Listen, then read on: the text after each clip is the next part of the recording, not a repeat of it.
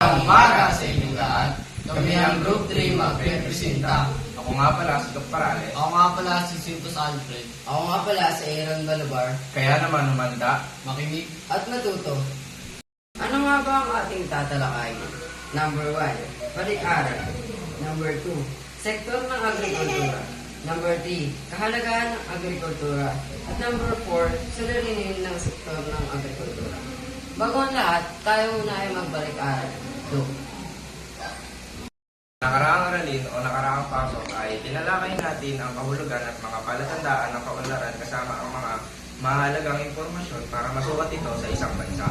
Pagkatapos, inisa-isa natin ang mga sektor ng ekonomiya at kanilang kontribusyon sa pag-unlad ng bansa. Ang agrikultura ay isang malaking bahagi ng ekonomiya sapagkat nagbibigay ito ng pangunahing pangangailangan tulad ng pagkain at ilaw na sangkap ng produksyon. Nangangati ito sa paghahalaman, paghahayupan, pangingisda at pangungubat. Sektor ng agrikultura ang paghahalalan, paghahayupan, pangingisda at panggugubat.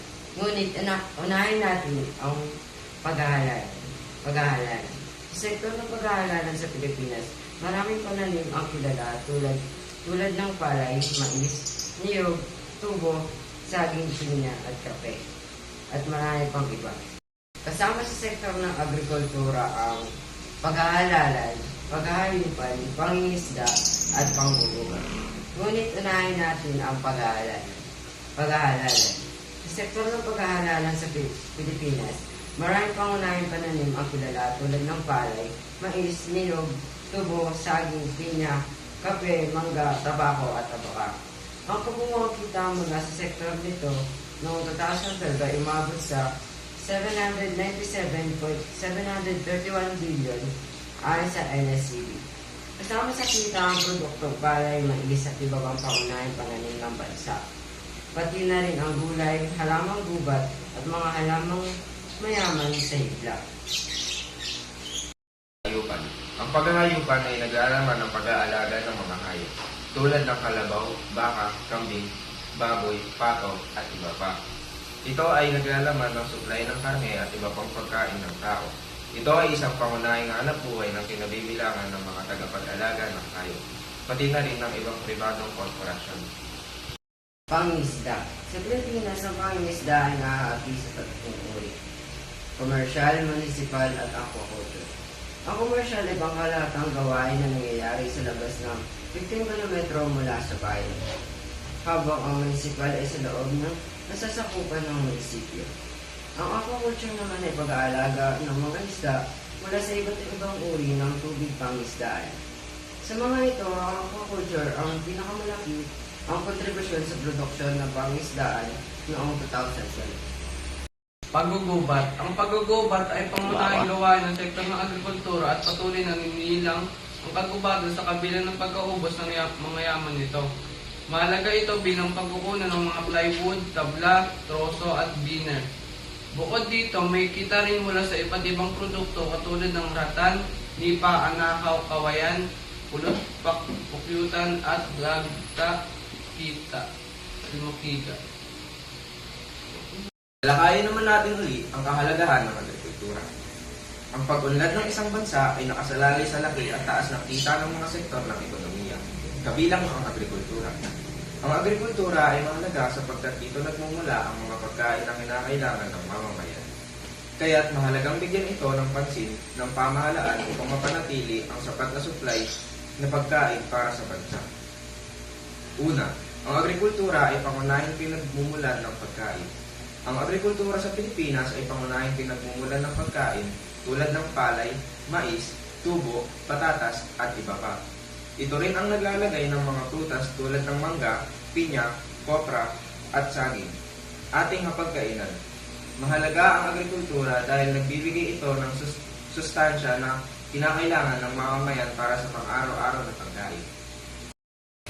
Pangalawa, pinagkukunan ng material para makabuo ng bagong produkto. Ang agrikultura ay pinagmumulan ng mga ilang na sangkap na ginagamit sa pagbuo ng iba't ibang produkto. Mula sa kagubatan, kabukiran at karagatan, kinukuha ang mga material na kinakailangan sa produksyon. Halimbawa, ang puno ay pinagmumulan ng goma na ginagamit sa paggawa ng gulong. Ang bulak naman ay alamang mayaman sa higla ay ginagamit sa paggawa ng tela at sinuli. Ang kahoy ay ginagamit sa paggawa ng muebles at ang mga dahon at ugat ay ginagamit sa paggawa ng pagkain o kemikal o gamot. Pinagkukunan ng material para makabuo ng bagong produkto. Ang agrikultura ay pinagmumulan ng mga hilaw na sangkap na ginagamit sa pagbuo ng iba't ibang produkto. Mula sa kagubatan, kabukiran at karagatan, kinukuha ng mga material na kailangan sa produksyon. Halimbawa, ang puno ng pinagmumulan ng goma ay ginagamit sa paggawa ng gulong. Ang bulak at iba pang halaman ng mayaman sa higla ay ginagamit sa paggawa ng tela at sinuli.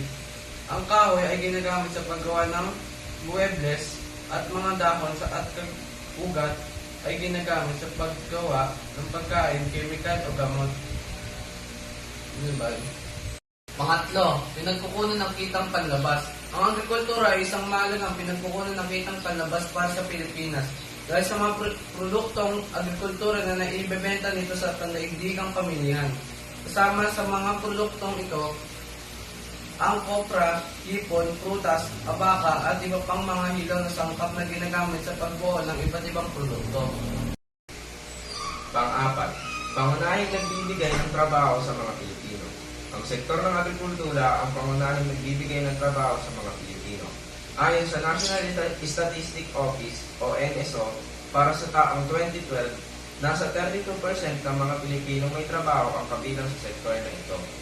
Karaniwan silang nagtatrabaho bilang mga magsasaka, mangingisda, minero o tagapag-alaga sa paghahayupan. Panglima, pinagkukunan ng sobrang manggagawa mula sa sektor ng agrikultural patungo sa sektor ng industriya at paglilingkod. Ang sektor ng agrikultura ay nagbibigay ng sobrang manggagawa na madalas na napupunta sa sektor ng industriya at paglilingkod. Ito ay dahil sa pag-unlad ng teknolohiya sa agrikultura at pagliit ng lupa para sa pagsasaka dahil sa pagtaas ng populasyon. Ang mga sobrang manggagawa ay pinapakinabangan ng sektor ng industriya at paglilingkod batay sa demand sa kanilang mga serbisyo. Sa pangkalahatan, ipinakita nito na ang sektor ng agrikultura ay isang mahalagang tagapagtaguyod ng ekonomiya ng bansa. Ngayon, tumungo naman tayo sa suliranin ng sektor ng agrikultura. Ang agrikultura ay may malaking kontribusyon sa ating pambansang ekonomiya. Noong 2012, 11% ng kabuoang kita ng ekonomiya ay nagmula sa sektor na ito. Ayon sa NSCB, kahit na malaki ang contribution nito, mabagal ang pag-unlad nito kumpara sa sektor ng paglilingkod. May ilang kadahilan para rito, kabilang ang mga sumusunod. Pagsasaka, pagliit ng lupang pagsakaan. Ang pagliit ng lupang pagsakaan ay dulot ng paglaki ng populasyon at paglawak ng panirahan, komersisyo at industriya. Ay nagiging sanhi ng pag-convert ng mga kabubatan at kabaluhan upang maging lupang pansakaan na nagdudulot sa pagkasira ng natural na tangkanan ng mga hayop at halaman.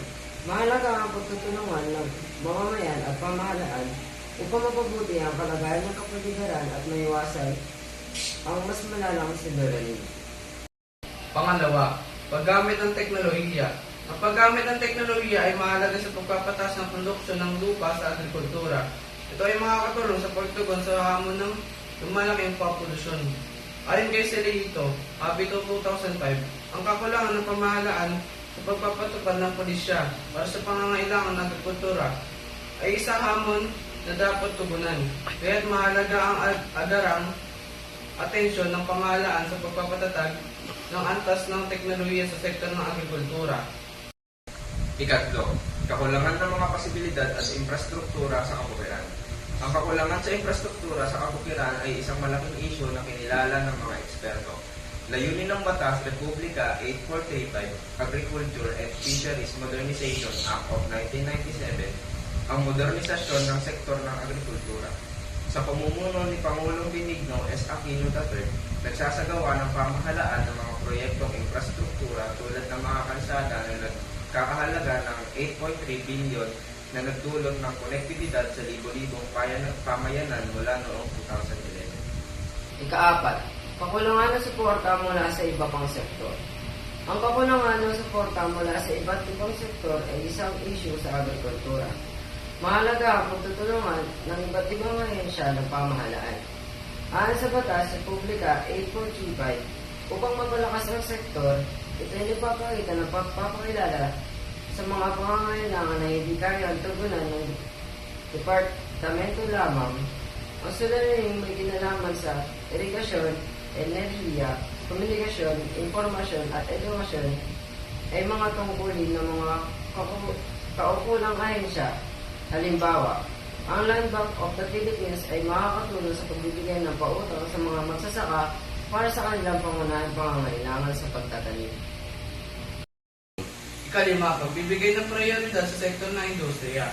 Ang pagbibigay ng prioridad ng pamahalaan sa sektor ng industriya kaysa sa agrikultura, kasama ang proteksyon sa mga imported na produkto, ay nagdudulot ng paghinang kalagayan ng agrikultura. Ito ay dahil sa mas binibigyan ng pamahalaan ng suporta at proteksyon ang industriya, na nagresulta ng paggawalan ng manggagawa at mamumuhunan sa agrikultura.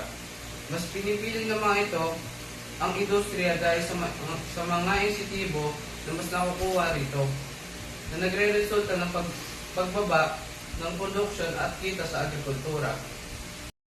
Ika-6. Pagdagsa ng mga dayuhang kalakal. Ang pagdagsa ng mga dayuhang kalakal ay nagdudulot ng malaking kompetisyon sa bansa, partikular sa mga magsasaka. Ito ay nagdudulot ng pagpasok ng World Trade Organization o WTO na nagpapalakas sa pagpasok ng imported na produkto. Ito ay nagdudulot ng pagbaba ng presyo ng lokal na mga produkto at kahirapan para sa maraming magsasaka na nagiging sanhi ng pagbebenta nila ng kanilang lupa upang maging bahagi ng residential subdivision. Ikapito, climate change. Ang patuloy na epekto ng climate change ay tulad ng naranasang Bagyo Yolanda noong 2013. Ay malaki ang pinsala ng dulot sa bansa. Ito ay nagresulta sa milyong-milyong halaga na nasirang kabuhayan at personal na gamit. Upang mabawasan ang epekto ng pagbabago ng klima sa mundo, mahalaga ang pagkakaisa ng mga bansa sa pag-iwas sa mga sanhi na nagpapadala at nagpapabago sa klima. Pangisdaan. Una, mapanirang kapersyon ng malaking komersya ng mangingisda. Ang malaking komersya ng mangingisdang gumagamit ng troll fishing ay nagdudulot ng pinsala sa mga korales sa pamamagitan ng paggamit ng malalaking lambat na pabigat. Ito ay nagre-resulta sa pagkasira ng mga tahanan ng mga isda. Kahit mayroong mga patakaran, ang kakulangan ng pagbabantay at pagpapatupad ito ay nagdudulot ng pagkasira ng mga coral reefs. Kung hindi ito mapipigilan, maaaring maubos ang mga isda ng mga pangunahing pagkain ng mamamayan. Epekto ng polusyon sa pangisdaan. Ang mga polusyon mula sa mga tahanan, agrikultura at industriya ang nagdudulot ng patuloy na pagkasira ng Laguna de Bay at Manila Bay. Ayon sa aklat nila Balitaw et al. 2012, ang mga dumi ng tao, kemikal sa abono at mga kemikal mula sa pabrika ay nagpapatay sa mga anyong tubig sa bansa.